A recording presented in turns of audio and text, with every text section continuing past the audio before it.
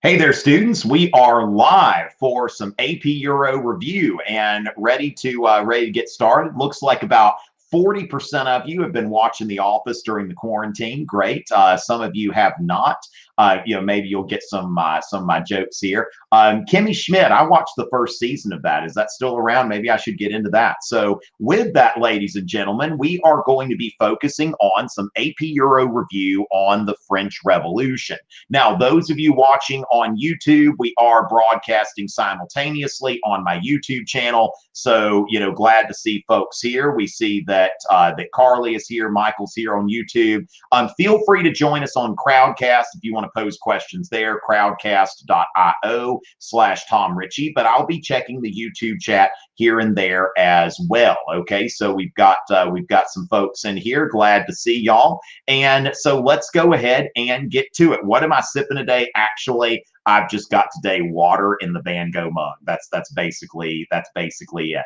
So with that, we're going to focus today on the French Revolution. Now, then we are going to focus on Napoleon next time. That'll be Wednesday at 1 o'clock. Now, you can see that I've put out a Corona class schedule for the next 2 weeks. Okay, so Monday and Wednesday for the next 2 weeks, and more than likely also on Monday. Well, I need to figure out what I'm going to do exam week because AP government exam is on Monday. So we will be going Monday and Wednesday at 1 o'clock p.m. Eastern, and that's going to be today, Wednesday, and then on the 4th and the 6th of May. So for the next 2 weeks, we will be doing Corona classes Monday and Wednesday at 1 o'clock p.m. Eastern. Okay, so y'all can set your calendars for that. And then let's go ahead, and since we're going to be working on Napoleon next time, looking at Napoleon, I'm going to go ahead and share a DBQ on Napoleon. This is fresh off the hot off the presses, and I have just finished this, so I'm going to go ahead and share this. I'm planning to go over this DBQ next time. Okay, so what I would recommend now, if any of y'all, I may even be willing to evaluate some DBQs if any of y'all end up writing this DBQ and you want me to look at it or at least partially evaluate it. We might evaluate someone's DBQ. So I'm going to go ahead and put a link to the Napoleon DBQ here into the chat. All right, so it's into the Crowdcast chat. We've got a link to the Napoleon DBQ. And so with that, hello from Dallas. Hey there, Drew. Good to see that. And CBD is here. And CBD, make sure, if you want to join us in the Crowdcast, remember that, I'm on YouTube and Crowdcast, taking a lot of questions from Crowdcast. But you know what? Let me also put the Napoleon DBQ. I just put a link out there. If anybody wants to access the Napoleon DBQ that I wrote that I will be going into on Wednesday's session. Okay, so during Wednesday's session, Beta, Ryan, good to see you. So as far as that goes, could I recommend any TV shows about AP Euro? I will think about it. I will think about that. That would be kind. Now one thing I would recommend. This is on YouTube. You can find. It's called The Medici Godfathers of the Renaissance. I feel like that's a great documentary. All right. So going from there, let's get into the French Revolution. What were the main causes of the French Revolution? So if we're thinking about the causes of the French Revolution, what is it exactly that brought this about? Okay, so going into that, let me go ahead and get a Google document set up here. Okay, so let me run in here and we'll get a Google document so that we can make some notes. All right, so let's go ahead and let's see. So French Revolution.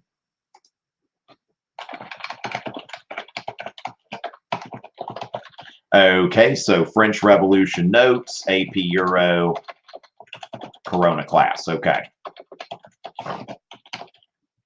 Okay, so let's go ahead and y'all can go ahead and go into the chat. Y'all can give your own ideas about what the causes of the French Revolution were. So now that's another thing. You can actually not only upvote questions, you can answer them. So if you want to actually provide an answer to some of these questions, I think that y'all have the option to do that. Now, I'm not seeing the option to answer, but if it's there, go ahead and suggest answers here. So with that, let me go ahead and get the get the Google document going here. We're going to go ahead and share our screen, and we're going to make that prominent. Okay, so let's go ahead and kind of think about the different causes, and then we can kind of develop them as well. Okay, so first of all, we're going to start off with, and let me go into YouTube real quick as well. And just note here. Okay, so yes. Now, not just the 7 Years' War, but the American Revolution. Okay, so as far as that goes, let me just run in here real quick. Okay, so the screen sharing is working okay. And so when we think about the causes of the French Revolution, okay, so going from there, and let me just put in add spaces after paragraph. All right, so there we go. So it looks a little prettier. All right, so and let's say in no particular order. All right, so first of all, we've got a financial crisis. Okay, so a financial crisis that basically France was recovering. Okay, so France, France had a financial crisis due to fighting two expensive wars. Okay, so two expensive wars, the 7 Years' War and the American Revolution. Okay, so and then so two expensive wars and a very costly monarchy. Okay, so a very costly so the extravagance. Okay, so the extravagance of the French court. Okay, those are a couple of things that are making that a situation. Now, also, when we think about the financial crisis, it was partly due to spending, but also taxation was a problem. Okay, so raising tax revenue. Okay, so tax revenue was a problem due to, okay, so basically due to the nobles and the church. Okay, so due to the church and the nobility being exempt from taxes. Okay, now as far as that goes, one of the taxes would be the tile, like basically, for example, the tile, this head tax. Now, one thing we want to note here is in the United States today, churches are tax exempt, but churches don't own a bunch of land other than what the church is on. So what you've got to consider is that the church was the largest landowner in France. And so when land was being assessed, the church had the church was not paying taxes on land, which was depriving the French monarchy of a share of revenue. So that's when we're thinking about the financial crisis. It's not just a spending problem, but also a revenue problem. Now, one thing that we would note here as well is, and wait, what just happened here? I should have, okay, so, okay, resistance to reform. Okay, so we would note here resistance to reform, that basically they are they're doing some in terms of, let's see, add space. Okay, so resistance to reform in the old regime. Okay, so when we think about that, we're thinking about, for example, when the Assembly of Notables was called. Okay, so a 1787 Assembly of Notables. Okay, so rejected. Okay, so rejected a plan for tax reform. Okay, that would have, so tax reform that would have provided for the necessary revenue. Okay, so basically there was a you're rejecting this in the sense that, no, we're not going to pay taxes. The nobility say we're not going to pay taxes. Now, what we'll note here is by comparison. Okay, so when we think about by comparison, Voltaire noted this in his letters on England. When we're comparing these things, English nobles. Okay, so when we think about it, we could go say British. Okay, so British nobles paid property taxes, just like everyone else. Okay, so when we think about that, there is resistance to reform. Now, also, we would note here that the 1789 Estates General, okay, so the 1789 Estates General, was organized by a state just like it had been in the past. Okay, so and then we could think about that, when we start to think about, the causes and the effects, we want to think about like Enlightenment ideas, okay, which, when you think about this, Enlightenment ideas, when we think in terms of,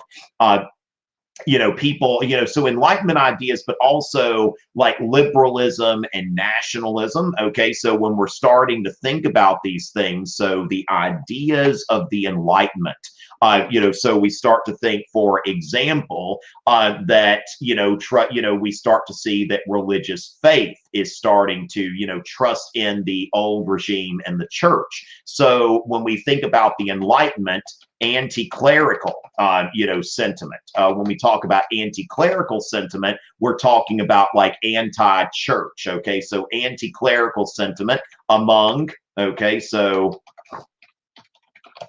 educated French people. Okay, so basically spread among educated French people, and people distrusted the church. Okay, so who wanted to see less influence from the Catholic Church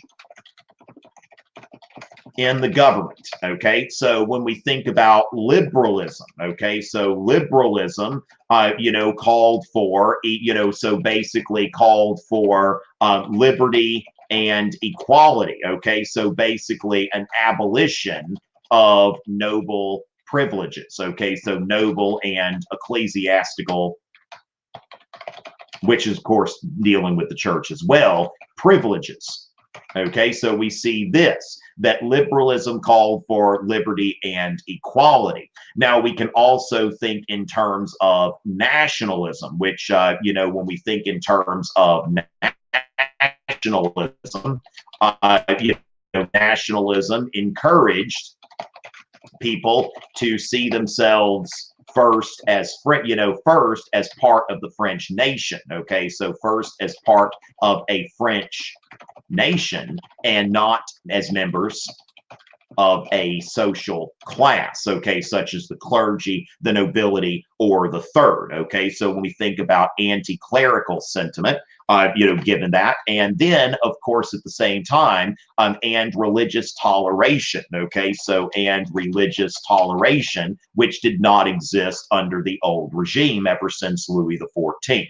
So when we put all of these things into into perspective, okay, so now when we think about like liberty, freedom of the press, okay, so that basically people can publish anything that they want. Also, we're going to note here that basically Rousseau, Rousseau's philosophy, okay, so philosophy, especially in terms of what we know as the general will, the philosophy of the general will, was also highly influential. Okay, especially in the radical phase. Okay. Okay, so as far as that goes, I've got, a financial crisis, resistance to reform in the old regime. We get into Enlightenment ideas. Now, you don't necessarily need to know like 10 causes of the French Revolution and anything like that. So just to note here, yeah, so when we think about resistance to reform of the old regime, that's something that we would note there.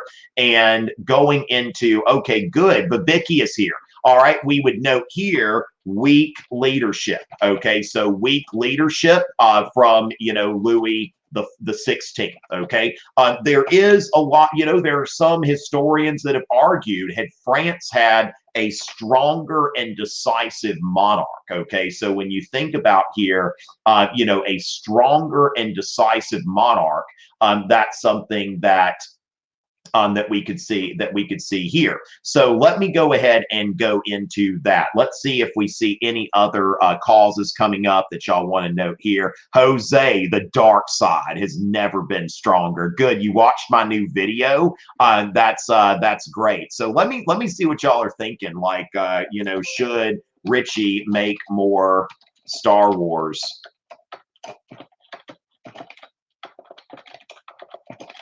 videos? Okay, so yes, no, just kind of put that poll out there. Yeah, so we could also note that there, yeah, so when we think about like famine and a grain shortage, that's something that is legitimate. Okay, looks like some of y'all like that. I mean, I just made a random Star Wars video the other day about the latest episode of Clone Wars, and it's doing better. Like, more people watch that video than watch the actual like review videos that I've been putting out lately through the Corona class. So yeah, so we can go into here, weak leadership from Louis the 16th, and also famine. Okay, so basically when we think about famine, that's something as well. Now finally, we might note the rise of the bourgeoisie.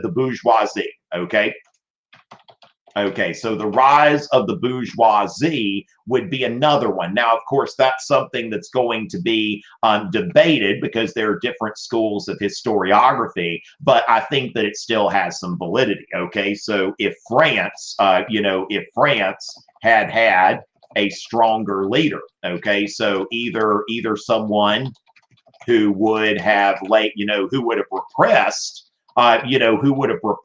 the revolution in its early stages.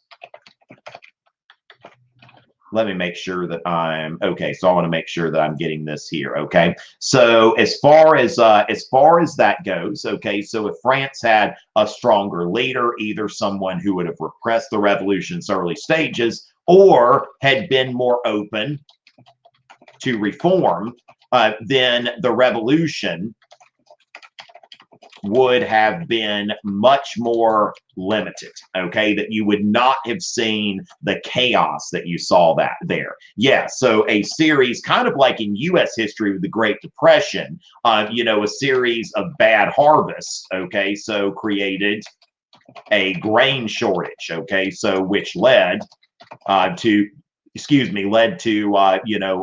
which exacerbated the economic crisis. Okay, so we could think of, in terms of the rise of the bourgeoisie, that the French professional class, okay, so the French professional class had gained, it basically, was rising, okay, so was rising in terms of wealth and influence. Okay, so now when we think about, I don't like to use the term middle class because it's so vague to Americans, but basically these are non-noble, so basically non-noble professionals, so non-noble professionals like merchants, okay, so merchants, physicians, and attorneys, okay, so, or we'll just say lawyers. Okay, so was rising in terms of wealth and influence, but it was difficult. Okay, so it was difficult for them to find, to gain political clout. Okay, so to gain political influence, okay, under the old regime. Okay, so I've got a number of causes here. Now, what I wouldn't recommend is to look through all of these, and I would say here what you want to do is pick 2 to 3 to understand in depth. Okay, so I would not look at this list in terms of that you should know all of these. Okay, you want to get into, I've got basically like 6 different causes here. These are some things that you'll want to get into. So with that, another thing that we might think about as well is, the urban working class. Okay, so when we think about, the involvement of the urban working class is certainly something like we think that, the sans culottes, like, so we think about, we could get into the political consciousness of the urban working class, okay, who we call the sans-culottes. Okay, so that's going to be something that when we see the involvement of the sans-culottes, radicalized the revolution. Okay, so the revolution from the storming of the Bastille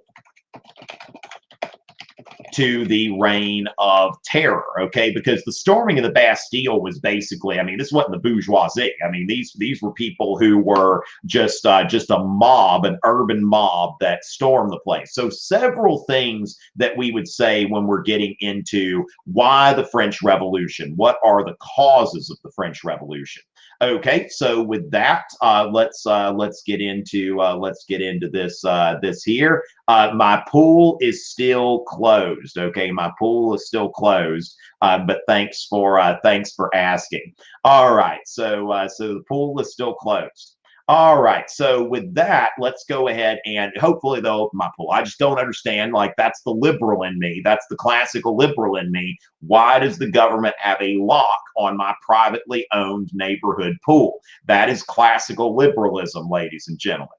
So, you know, classical liberalism at its finest. Why is the government telling me that I can't take a swim in a pool that is privately owned, not a public pool, not a government operated pool, but a privately owned neighborhood pool? All right, so with that, ladies and gentlemen, so that's something, you know, yeah, I'm not going to advocate a revolution because that would probably wouldn't go well. But with that, I roll R-O-L-L, Elliot. Okay, R-O-L-L, not I-R-O-L-E. That would be like your eyes are playing a role or something like that, like they have a part in a movie or something like that. So is there such thing as eye models? I don't know. So a timeline, okay, so when we're thinking about a timeline of the French Revolution, this is also something very, very useful, okay? So and again, on those causes, pick 2 to 3 to really get into, okay? So for example, if the DBQ is on the French Revolution and was it caused more by this or by this, you don't need to know all this stuff, just have something to tie in. Thing we're going to think about first of all is we're going to consider the phases. Okay, so when we think about this, we want to think about the 4 phases of the French Revolution, what we would call the liberal phase. Okay, so when we think about this, when we think about the liberal phase, that's going from about 1789 to 1791, and then I would say we go from there to the radical phase. Okay, so we go into the radical phase. So the phases are the first thing. Okay, so what I would call the radical phase. Okay, and that goes from 1792 to 1794. Then we get into the Directory phase. Okay, which goes from 1794 to 1799, and then finally the Napoleonic phase. Okay, no, I didn't want to open a new window. I just want to have bold text, people. All right, so with that, then we go on to the, and I want to get this where y'all can see it. Okay, so there we go. Okay, so the camera might be failing a little bit. All right, so going from there, we get to the Napoleonic phase. All right, so the Napoleonic phase is going from 1799 to 1815. Now note here that you've got when we think about the Napoleonic phase, we're thinking about the consulate, which is going on to 1804. So basically, when we think about the first French Empire, okay, the first French Empire, that was proclaimed in 1804. Okay, so we see here that 1804 is the turning point of we see here Napoleon's consulate. Okay, so consulate to 1804, and then the empire from 1804. So before that, This is, we've got Napoleon's consulate, where Napoleon is first consul. Then we've got the empire. Now, as far as the liberal phase, when we think about the liberal phase of the French Revolution, we're looking at a constitutional monarchy. Okay, so we think about a constitutional monarchy was really the goal here, and this is what was being set up. Okay, so we want to think about this.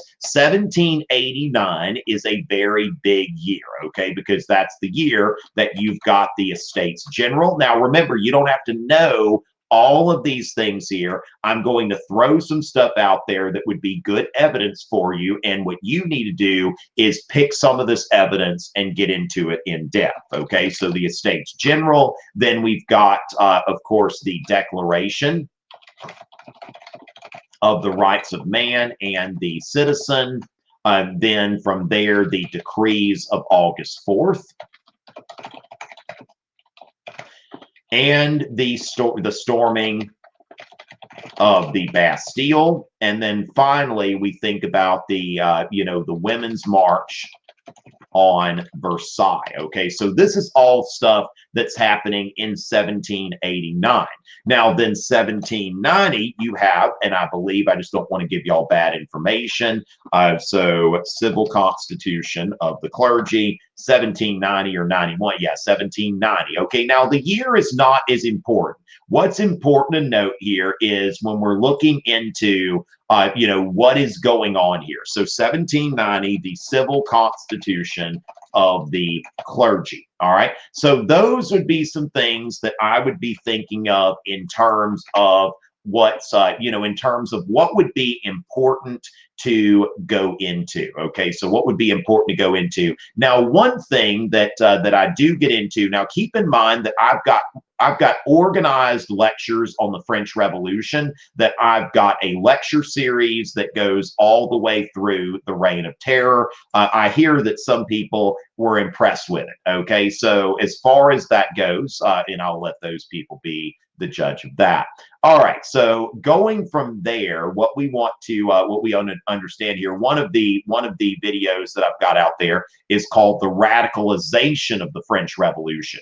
And that kind of starts in 1791 as we see the primary influencer go from being Locke to Rousseau. All right, that's where by 1793, the revolution is influenced much more by Rousseau's philosophy rather than Locke's liberalism. Okay, we start to see Rousseau's idea of radical democracy and the general will, what I sometimes call proto-socialism. Okay, so as far as that goes, let's go ahead and just take a quick look here. First of all, the liberal phase. Okay, so when we look at this here, and let me actually run in and kind of put some of this stuff into. Okay, so let's go ahead and just note here the phases of the French Revolution. Okay, so what we want to do here, let me just go ahead and note the most important phases to get in depth on. I'm gonna give y'all something here. Let's go into, let's see, the French Revolution of 1789. Let's see. So I just want to get into the phases that may not be. Let's see, the Civil Constitution. Okay, so radicalization of the French Revolution. All right, so just need to display those. We're going to view those in large icons. And so let's look at the liberal phase versus the radical phase. And I get into that in my video on the radicalization of the French Revolution. But here's a place where you could just kind of compare those side by side and see what's going on here and what are the goals. So when we look at the liberal phase, we're seeing that the bourgeoisie are largely in control of the revolution. The goals being constitutional monarchy, like on the British model, liberal reform, and the abolition of privilege. And of course, we've got really the influencers here would be John Locke and Montesquieu, because they're trying to construct a constitutional monarchy. And then the governing bodies, now the National Assembly would be important here. The Legislative Assembly, I wouldn't necessarily get into that for the AP Euro exam, strictly speaking. Now, the radical phase, we start to see the influence of the Jacobins and the sans-culottes. And what we start to see here is egalitarianism, republicanism, nationalism, and cheap bread. The priorities are more the priorities of, Republicans and the working class. Okay, so we see here that this is where we see the establishment of the French Republic and the Reign of Terror, and much more influence from Rousseau. And that's where we see those governing bodies, the National Convention and the Committee on Public Safety. Okay, and actually, is it the Committee on or the Committee of? I always forget. It's not that important. Okay. So basically, the Chapelier Law in 1791. Now, this is kind of interesting here. This is something you may not need to get into, but it's something that kind of notes a turning point, that it forbade guilds, workers' combinations, unions, and strikes. I call this the last stand of the liberals. Okay, so we really see this is the last of those laws, because when you think about this, they see threats from the working class, and they are making one last-ditch effort to keep the working class from taking control of the revolution, and so reduce the influence of the urban masses. Okay, so that was the Chapelier Law, but that ends up not being the case. Okay, so it's like they try to do it, but they're unable to do that. So we think about, 1791 would be the Chapelier, 1791, the Chapelier Law. I always make sure to copy and paste that one. But I'm not going to tell you that you necessarily need to get into that, but we do want to note that it is it's a last-ditch effort to get, to liberalize. Okay, so passed to reduce the influence of working classes. Okay, so basically of the urban working classes. Okay, so we see here forbade guilds and strikes. Okay, so strikes, it was passed. Now, here's the thing. If we think about classical liberalism, it's like basically, guilds and strikes, these are things that in the eyes of classical liberals, this possibly undermines the marketplace.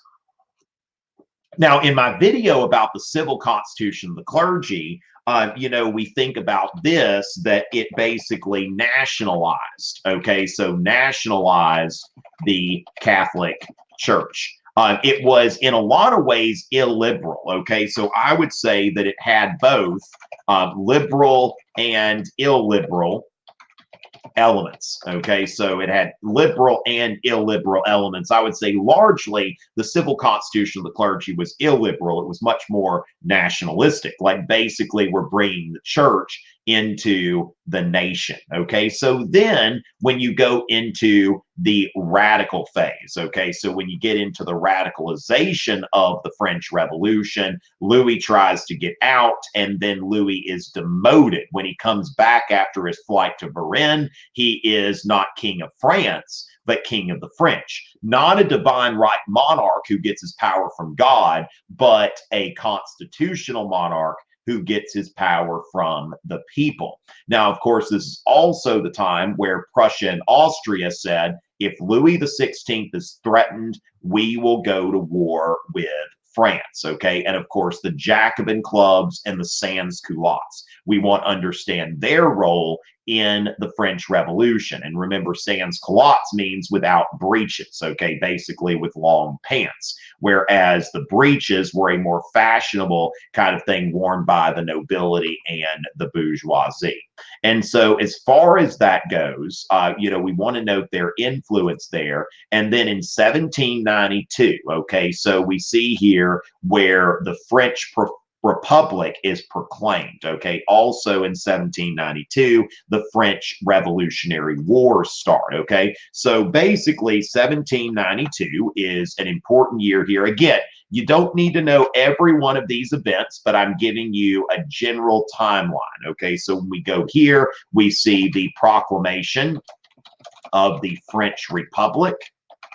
So the French, so the beginning of the French Revolutionary Wars, okay? And then we would note here that 1793 to 94, that would be the Reign of Terror. So what the revolution is best known for only lasts for a couple of years, okay? So, and then that's, of course, the time where you've got the dominance of Robespierre and the Committee on Public Safety, okay? So let me look at that. That's bothering me, okay? So Committee of Public Safety. Okay, so technically it's the Committee of Public Safety, not on Public Safety. But who's counting, right? It's French, but at the same time, it still bothers me that I have that I have that on one of my slides here. So the Committee of Public Safety. Okay, so at least when I talk about that in the future, it'll be working a little bit better. So with that, so going into this, Reign of Terror, we see, Robespierre, okay, Robespierre and the committee, Robespierre, National Convention, Committee of Public Safety, right? But if you say on, it's not a big deal. I've done it myself, obviously. Okay, so then we want to note here de-Christianization. Okay, so basically we go from the civil constitution of the clergy, where the Catholic Church is brought into the influence of the state, and then we get into de-Christianization, where the Catholic Church is made illegal, and then Robespierre's cult of the supreme being. Okay, so basically you see the influence of very radical Enlightenment ideas, not moderate Enlightenment ideas, but basically Robespierre is going overboard in trying to bring about this this Enlightenment that he'd like to see. And of course the French Republican calendar. Okay, so then we want to note the Thermidorian reaction, okay, and that is the fall of Robespierre. And of course, that is the Thermidorian reaction, is where we get into the Thermidorian reaction. Then that is where Robespierre falls. It comes from the French Republican calendar, the month of Thermidor, which was the hot month. Remember, everything's going to be named after seasons and stuff like that, and after natural causes, and a 10-day week, and all of that kind of stuff. So with that, we go from there into the directory phase. Now, this is essentially where, you don't really need to know a lot about this, that the forms of the radical, of the radical revolution are kept, but the enforcement mechanisms are loosened. Okay, so the enforcement mechanisms are loosened. So basically, Catholicism, for example, Catholicism is still illegal, okay, but practicing Catholics are not persecuted. Okay, so as far as that goes, you don't need, for the purposes of the AP Euro exam, it is the least important. Okay, so the least important for your exam, that you really, your study should really focus on the liberal phase and the radical phase. And that's why I've got this comparison here. And so as far as Napoleon, we will work on that on Wednesday. Sorry, we'll work on that on Wednesday. Also, I can sing my song about Napoleon. I wrote a song about Napoleon that I've got on my SoundCloud. So y'all might want to check that out, but I'll sing that live at our thing coming up. Now, the Napoleonic phase, we will look at that on Wednesday. Okay, so we will flesh that out on Wednesday during that broadcast. Now, remember that going from there, you want to remember that I've written a Napoleon DBQ. So let me go ahead and share that again. Any of y'all who want to write this DBQ, I'm planning on, I may or may not be going over that on Wednesday. I may do that on a Saturday session. Now I'm thinking, I haven't made my solid plans yet, but I'm looking at doing a live event. Kind of like most years, I'm going to different cities and I'm doing live reviews, like places like Virginia Beach and Miami, Nashville, places like that, doing live reviews. I'm not able to do that this year because of Corona. So I'm making some tentative plans to do a live event that'll be a premium live event, either a 2 Saturday event or a 1 Saturday event. Teachers, I'm looking at a way that I'll just let teachers pay a flat fee that's nominal, that all of their students can get in. So as far as that stuff, if, let me just do a little poll here, and just kind of note, if Tom, okay, so if I were to do, I'll need to speak to myself in the third person, to do a premium live event, okay, so something, that would basically be 10 or 15, $10 to $15 for, probably about $15 for a, 4-hour, closed review. Okay, so should it be on 1 Saturday or 2? Okay, so as far as that goes, 1 Saturday, 1 Saturday or 2 Saturdays. Let me go ahead and add that. Should we do 1 Saturday or 2 Saturdays? Okay, so some of y'all, looks like some of y'all like that.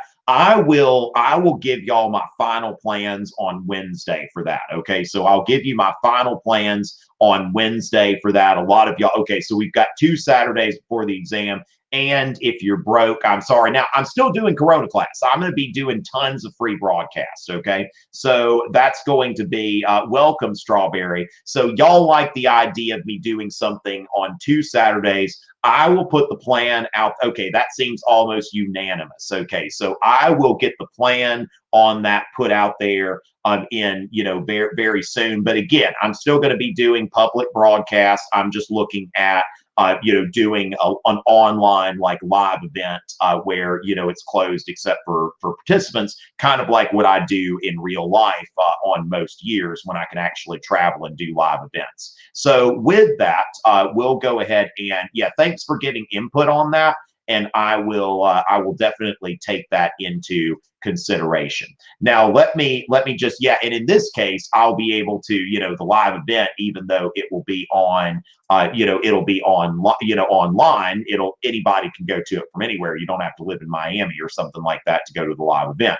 So as far as that goes, let me go ahead and say, Napoleon DBQ. I may hold this back for the Saturday class. That might actually be something that I'll go over on one of the Saturday sessions. But the Napoleon DBQ. Okay, so going from there, just to let y'all know. Okay, so the Napoleon DBQ.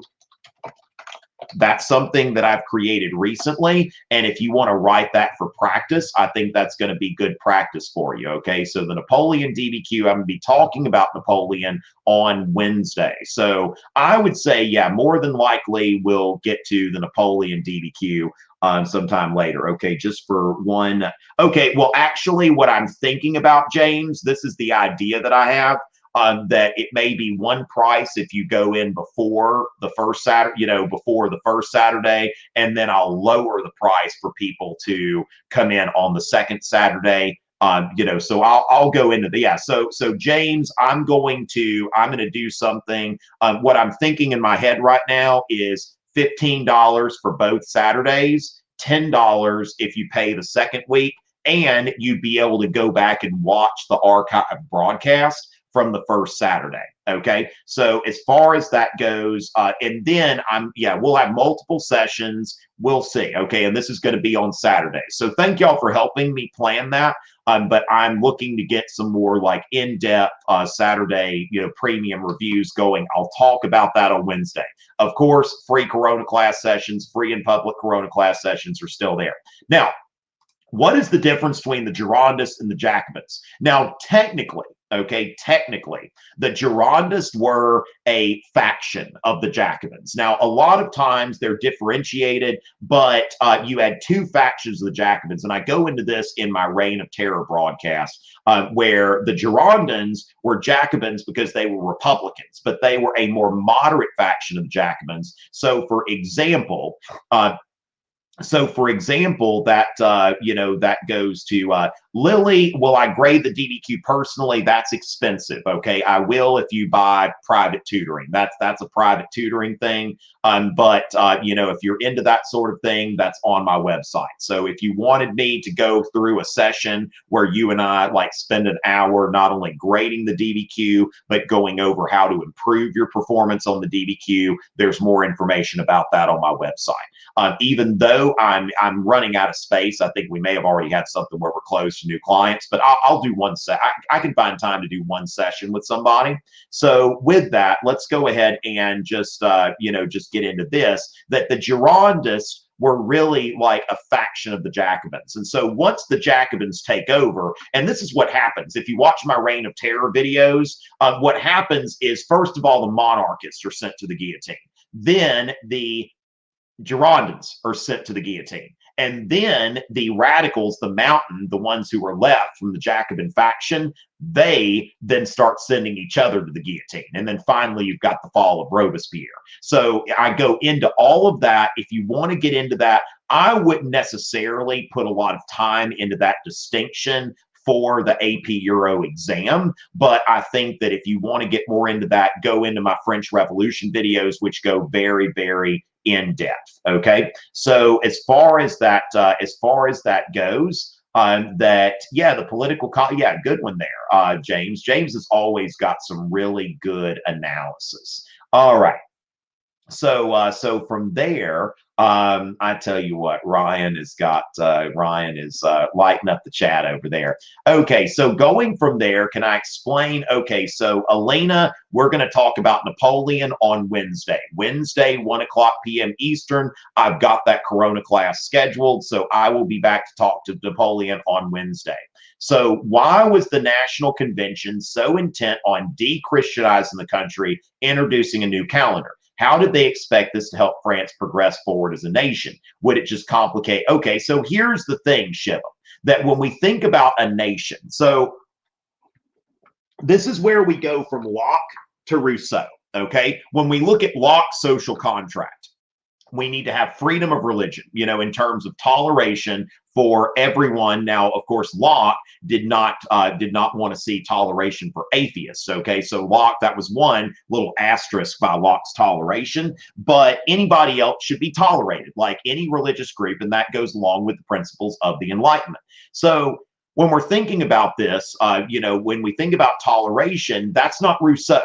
Rousseau believes in creating a nation. So if you go into really hard nationalism, like you see from Rousseau, that you have when you look at Rousseau, this idea of building a nation. So let's go back to, for example, like Plato's Republic. Let's be humanist here. And Plato says that if you want to build the ideal state, that there needs to be some, there needs to be basically, it's not diversity day. We were talking about Michael Scott and diversity day when we first came in here before we went live on YouTube. And, diversity day, it's not diversity day when you think about Rousseau's nationalism. In Rousseau's nationalism, everybody joins the nation. Everybody is accountable to the general will. So when I'm complaining about my neighborhood pool being locked by the government, a privately owned neighborhood pool being locked by the government, I am using, Locke, okay? That the social contract, the government is here to protect my property, not to keep me away from my property, not to tell me what I can and can't do. Now, as far as that goes, when we're getting into Rousseau would say, Richie, the general will right now supports the quarantine, and therefore your so-called right to take a swim in a private pool that you paid to use, or to go to the gym or go to something like that, that these rights are not important because the general will has said stay inside. Now here's the thing. as we keep going through this quarantine, we're already seeing signs of quarantine fatigue. Okay, we're already seeing signs like, for example, I was reading something that said something about the something about that cell phone evidence, which of course they can track your cell phone, right? They're tracking cell phones, and it's showing that last week was the first week where more people are traveling than they did the previous week. So as far as that goes, when we think about this, this is who is asking enter. Yeah, so I'm 39. Mr. Good and I are about the same age, and so with that, that Rousseau would say the general will. Now, the thing is, what happens when the general will turns against the quarantine? Then it doesn't matter. I mean, if the experts say, oh, we need a quarantine, if the general will's against it, the government is supposed to do what the general will says. So Rousseau, this is an example of radical democracy. And now, not to say that Rousseau would have approved of the guillotines and whatnot, but the guillotines were taking away enemies of the people. Okay, so basically the people are the people who are with us, with the ruling faction in the revolution, and everyone else, the emigres and the aristocracy and the Girondists and the people who are not with us, the monarchists. They are not part of the nation, and therefore they are enemies of the people who then need to die. And so as far as that goes, we'll see that. You don't think you'll be able to go outside after the quarantine. That's interesting. All right. Thank you, Strawberry. That's very flattering. So, yes, it would complicate tensions, but it's building a nation. And so it's, and you can see this in, socialist experiments in the 20th century, where you look at the Nazis, you look at the Bolsheviks, you see that they are exterminating people who do not fit into their paradigm of what the rulers say that a society should be. And then, so basically, as Mr. Good is saying over there, we want to note that just because, just like with Hitler, like Nietzsche may not have approved of the things that Hitler did, but Hitler, and his sister, they were motivated by what they'd read in Nietzsche. Not that Nietzsche would have approved of the Holocaust or something like that, or Hitler's policies, but they're reading it. So it's not like Rousseau says, send everybody to the guillotine. But when you take this idea of, for Rousseau, freedom means submission to the general will. So when you take AP government, you're not going to hear about Rousseau, because Rousseau did not inform American ideas of government. So my idea of government says, look, that pool is my property, my shared property, but still my property, and I should be able to go use it, and the government shouldn't be able to tell me that I can't. Whereas Rousseau's social contract, the government can tell you anything as long as it has the support for the majority of the people. Okay, so that we see that. Now, what type of government did France have after the revolution? That's complicated, because when did the revolution end? So basically, France, please, bruh. All right. So with that, when we think in terms of what kind of government did France have after, so we see that France goes from absolute monarchy to constitutional monarchy to a republic to the consulate to the empire. And after the fall of Napoleon, we'll talk about this a little more next time, France goes to a constitutional monarchy. So with the Bourbon Restoration, it was a monarchy that was powerful, but it was constitutional. There was a representative body. So even like when the Bourbons were restored, there were still some elements of constitutional monarchy. So that is the second French, so you've got the French kingdom comes back, okay, but it is a constitutional monarchy. All right, so the Quadruple Alliance, this would be one of the alliances against the French Revolution, I'm guessing. Now, of course, this is a Googleable question. Now, you can see here it's not that big of a, you don't need to necessarily know who was all in there. Now, I would say, yeah, so Austria, Prussia, Russia, and the United Kingdom join the Quadruple Alliance. Now, that's all. So those are the four principal powers that are opposing the French Revolution and Napoleon. So the Quadruple Alliance, because you think about it, the five great powers. So when we think about the five great powers, France, Austria, Prussia, Russia, and Britain. Okay. So at that time, those are the five great powers. The Quadruple Alliance, we've got the four great powers minus Britain. How did Napoleon come to power? Through a coup during the time of the Directory in 1799. We'll talk about, again, Napoleon is, I should have titled this French Revolution, not Napoleon. But Napoleon is going to be our focus on Wednesday's session. All right. So with that, so yeah, exactly. I tell you, I'm enjoying Mr. Good's contributions over here, mixing that, yeah, because some people see, that's the thing, that basically some people will leave, some people come in. That's why you've got like 7 different coalitions, because each coalition was a little bit different. At one point, Napoleon may be at peace with this power and not at peace with these powers. So it is a fluid. Like, I think that this thing here, it's a mix and match of the great power saying, hey, France, don't do that. That's a great example here. How specific should outside evidence be? As specific as possible, okay? As specific as possible. Yo, France, please don't. Okay, thanks. Good one, Mark.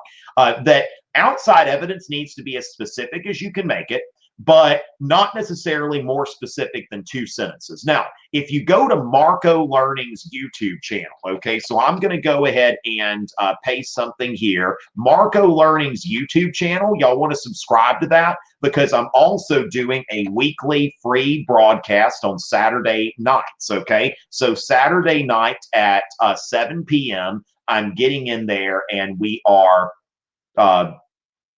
okay, so as far as that goes, Marco Learning's YouTube channel, I have recently gone through a DBQ. What I did there is I took my DBQ on enlightened absolutism. So if you look here, you can go to 2020 DBQ example, and or actually that is for AP Euro. So here's AP Euro 2020 DBQ example for AP Euro.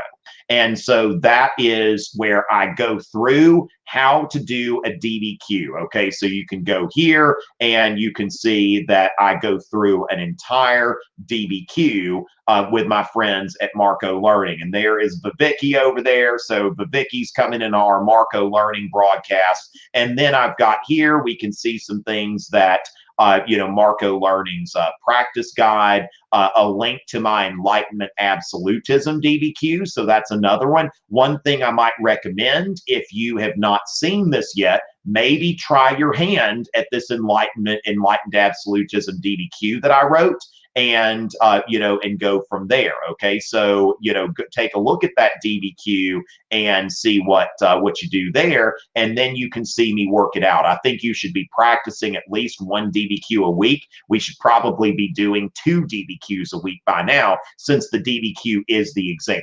So with that, make sure y'all are subscribing to Marco Learning. I want to see some signs that some people are subscribing. Okay, good. We've had at least 10 people have subscribed to Marco Learning's channel. Make sure when you watch this video, go in there and make sure to like it. And put a comment on it. Like it and put a comment on it. That's going to get the engagement up. So if you go in there, give it a like, give it some comments, let Pete show it some love. But yes, I will be on Marco Learning's YouTube channel Saturday evenings at 7 o'clock. Okay, so that's 7 o'clock Eastern. Have I been sharing or have I not been sharing? I don't know what I've been. Okay, so just to note here, I think that I thought I was sharing. Okay, so yeah, we can get into the Congress of Vienna on Wednesday if we'd like to. Actually, you know what? I've got the conservative order on another one. So I think we'll probably mostly focus on Napoleon. So yeah, Marco Learning's YouTube channel, we've got example DBQs for Euro, AP World, and for APUSH, okay, and an argument essay for AP Government, okay? So with that, that is EuroDBQ example essay demo with Tom Ritchie. All right, so that's something that you want to look at if you're wondering, how do I recommend using outside evidence? Okay, so yes, press a like, drop a comment. So going on specificity there, that'll you'll get some guidelines from me there. All right. The complexity point is not, I would say that it's unlikely you're going to get the complexity point without using 4 or more documents, but it's not impossible. Again, I don't, I don't recommend worrying too much about the complexity point. The main thing you want to do is address both sides of the argument. Make sure it's clear on what side you're coming down on. You'll see all of that by going to Marco Learning's channel and looking at the video that I made on the DBQ. Okay, so that's something that's going to be super helpful. All right. I'm gonna have to wrap this up because I'm coughing. All right, so what started the third? Oh my Lord, like Hillary Clinton over here. Okay, let me see here. All right, so I may have to wrap this up because I'm struggling a little bit. But what started the Thermidorian reaction? Take a look at my video on the Reign of Terror. Yeah, I'm probably, it's like I need some warm water or something like that, maybe some warm water records. Marquis de Lafayette is not necessarily going to be somebody that you would need to know a great deal about for the AP Euro exam. A fascinating figure, but I mean, we'll see. Now, the good thing is we're teaching and learning at a social distance, so if I do have corona, then we're all going to be okay. All right. So basically, the first French Empire, it's an empire as opposed to a monarchy. Now, what we want to note here is the influence of neoclassicism, James. So the empire is basically like we're becoming like the Roman Empire. Whereas you think about the French kingdom, that came from the Middle Ages. So the French Empire, we're bringing back the Roman Empire. So with that, so as far as that, so that's one thing, as Mr. Good saying, as I make clear on my video on the Reign of Terror Part 2, that he basically gets rid of both. There were people who weren't, they were too radical. There were people who weren't radical enough for Robespierre, and then there were people who were too radical for Robespierre.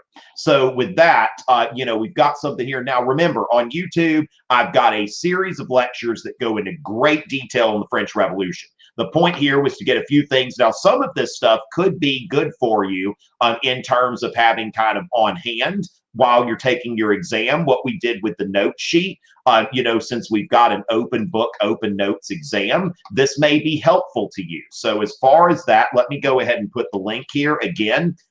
For the notes, okay, these were the notes where we went into a few things. This might not be a bad idea to print this out and have it there while you're taking the exam, just as, in case it's about this. Now, you don't want to refer to them extensively. So let's go ahead and Riaz testing for corona is not very prevalent in the United States. The only way that you're going to get tested. Hey, Cheyenne, good to see you here. Bonjour, okay, since you're in France. So as far as that, COVID-19 testing is not, is not something that is prevalent in the United States. So unless you are needing to go to the hospital, the advice is if you've got any symptoms, which of course, just because you've got a cough doesn't mean that you've got corona. Right now, Americans that, may have it don't have any way of knowing. So that's kind of part of the reason for the panic and the quarantine and etc. So with that, maybe I need to go buy some meat, speaking of that, because the meat packing plants seem to be closing. So with that, make sure you got a little bit of meat in the freezer. Is a good idea. So with that, ladies and gentlemen, I'll be back at 1:00 p.m. Eastern on Wednesday, and we will talk about specifically Napoleon, and I'll have more information on the Saturday sessions that I plan on offering. So with that, ladies and gentlemen, thank y'all for watching, and it is always a pleasure.